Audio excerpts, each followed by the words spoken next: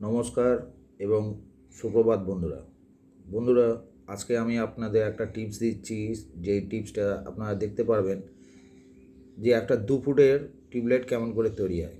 ধরুন একটা 4 ফুটের আপনার কাছে টিউবলাইট আছে, যে টিউবলাইটটা আপনার দেখছেন স্ট্রিপ, এই এত লম্বা স্ট্রিপ আছে এলইডি, দেখতে পাচ্ছেন কত লম্বা স্ট্রিপ। তো এই এত লম্বা স্ট্রিপটাকে কাটার জন্য আপনাকে 2 টুকরো করতে হবে। 2 টুকরো করতে গেলে আপনার 2 টুকরো করার এই হচ্ছে সাইজ, যেই সাইজটা আমি আপনাদের দেখাচ্ছি। এই এখান থেকে এসে দেখুন এইটুকুনি, এখান থেকে আমি কেটে বার করছি কেমন করে সেটাকে লক্ষ্য রাখুন।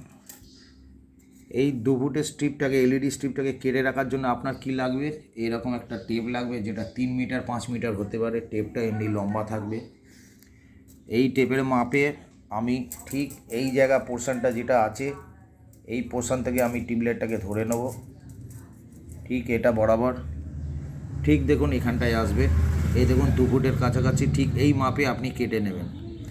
যেখানে দেখছেন এই 0.6-এর পাশে দেখছেন 8 আর 9 মিলছে, এই 9-এর মাপে আপনি এই স্ট্রিপটাকে কেটে নিন।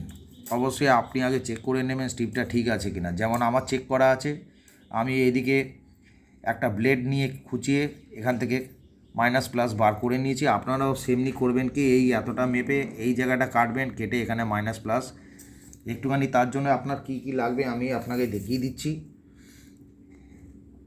আপনি এমনি একটা ব্লেড নেবেন, ব্লেডটা নিয়ে ঠিক যতটা মাপে কাটবেন, কাটার ঠিক এই জায়গাটা এখানে হালকা হালকা করে খোঁচা দেবেন। দেখবেন এখানটা একটা তামার পাত্তি বেরিয়ে আসবে।